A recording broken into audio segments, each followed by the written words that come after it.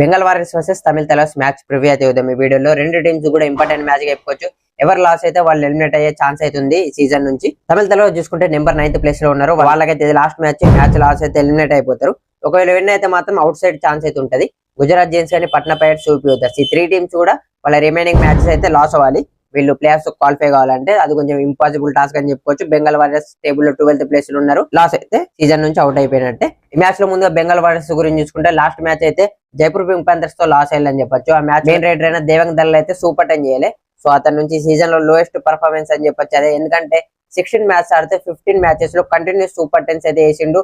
చాలా మంచి పర్ఫార్మెన్స్ అయితే ఇచ్చిండు. కానీ లాస్ట్ మ్యాచ్ లో సూపర్ 10 అయితే వేయలేకపోయిండు. కొంచెం ఇంజూరీ ప్రాబ్లం కూడా వచ్చింది. అతనికి సపోర్టింగ్ రైడర్స్ లో హిమాంశు నుంచి అయితే మంచి సపోర్ట్ అయితే వస్తుంది. ప్రతి మ్యాచ్ లో 6 or 7 రైట్ పాయింట్స్ అయితే స్కోర్ చేస్తూ ఉన్నాడు అతను. సో లాస్ట్ మ్యాచ్ లో విశ్వాస్ కూడా సబ్స్టిట్యూషన్ లో వచ్చి 4 రైట్ పాయింట్స్ అయితే వేసిండు. సో మ్యాచ్ లో వాళ్ళ రైడర్స్ ఎలా పర్ఫార్మ్ చేస్తారు చూడాలి. ఇక వాళ్ళ డిఫెన్స్ గురించి చూసుకుంటే డిఫెన్స్ డీసెంట్ పర్ఫార్మెన్స్ ఇస్తుందని చెప్పొచ్చు. అంకిత్ అండ్ ఆశిష్ అయితే ఈచ్ 2 ట్యాకిల్ పాయింట్ చేసిండు. అలాగే శివాంశు అనే డిఫెండర్ కూడా 2 ట్యాకిల్ పాయింట్స్ అయితే వేసిండు. మంజిత్ కూడా 1 ట్యాకిల్ పాయింట్ అయితే వేసిండు. డిఫెన్స్ పర్లేదు అన్నట్టే పర్ఫార్మెన్స్ ఇస్తుంది. సో ఈ మ్యాచ్ లో ఎలా పర్ఫార్మ్ చేస్తారు చూడాలి. వాళ్ళకు తమిళ తలవార్స్ లో అర్జున్ దేశ్వాల్ లాంటి మెయిన్ రైడర్ ఉన్నాడు. సో అతను ఆపడంలో బెంగాల్ డిఫెన్స్ అయితే కీ రోల్ అయితే పోషించాలి. అప్పుడే మ్యాచ్ విన్ అవ్వడానికి ఆస్కారం ఉంటుంది వీళ్ళకి. తమిళ తలవార్స్ గురించి చూసుకుంటే అర్జున్ దేశ్వాల్ అయితే లాస్ట్ మ్యాచ్ లో సూపర్ టెన్ చేసినప్పటికీ అతనికి సపోర్టింగ్ రైడర్స్ నుంచి ఎలాంటి సపోర్ట్ అయితే రావడం లేదు. సో దానివల్ల మ్యాచ్ అయితే లాస్ అవుతున్నారు. సో వీళ్ళు కూడా మ్యాచ్ లాస్ అయ్యి ఈ మ్యాచ్ లోకి అయితే వస్తున్నారు.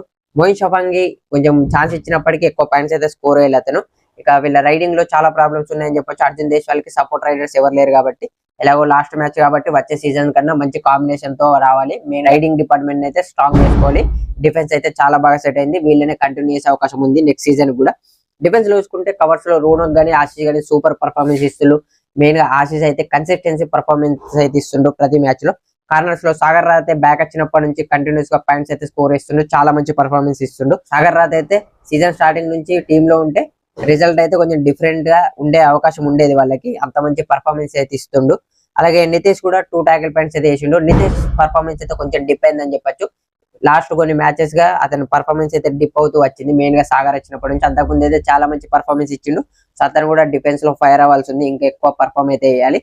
సో ఆపోజిట్ లో బెంగాల్ లో దేవంగ్ లాంటి టాప్ రైడర్ ఉన్నాడు కాబట్టి తమిళ డిఫెన్స్ ఎలా అతన్ని స్టాప్ చేస్తా చూడాలి. ఈ మ్యాచ్ అయితే మోస్ట్లీ దేవంగ్ దళాల్ వర్సెస్ తమిళ తలవార్స్ డిఫెన్స్ ఉండే అవకాశం ఉంది. సో మ్యాచ్ లో ఎవరు విన్ అవుతారు అనుకున్నారో కింద కామెంట్ చేయండి. అలాగే నెక్స్ట్ వచ్చి ప్రో కబడ్డీ క్రికెట్ వీడియోస్ కోసం మన పేజ్ అయితే ఫాలో అయిపోండి.